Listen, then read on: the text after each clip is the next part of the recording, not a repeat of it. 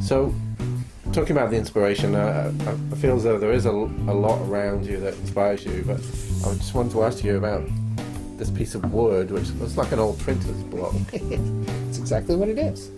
This is known as a linoleum block print, which if you've ever done any kid ever has a stamper, you stamp your hands or whatever, it's the same process. So the black you see is where the ink is applied.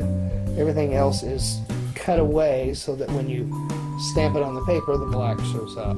This is a process that I learned actually in high school for the first time, and which led to this creation, which is locally known as the Willis Allen Home. Gosh.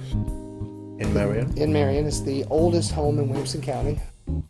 This piece was entered into the Scholastic Art Awards in Illinois when I was in high school, which in turn led to my scholarship to the Savannah College of Art and Design. So if there's any one piece of artwork that's most important, to me this would be it. Yeah. It's kind of primitive. I mean, I guess you were very young, so it was your early piece. I like the two-dimensional aspect of it. I can almost see there being like a shaker kitchen, an old lady doing a little bit of needlework, washing out some pots or something out in the back that she had some broth in. And this is only just a few blocks away from the town centre in Marion? Correct. It's only a few blocks away from the square. Is the woodblock linoleum print that we were talking about before? Correct. The Williamson County Courthouse.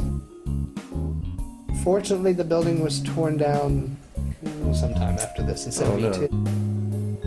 It was a case in which they needed newer facilities, and the building was too far deteriorated, so they said at that time, to renovate. So the decision was made to tear it down, and that actually brings me to another image. I'll show that, which is known as the Tower on the Square. Tower on the Square. Which what is the tower? As you can imagine, there was a lot of outcry of tearing this historic building down. So it was not very well received.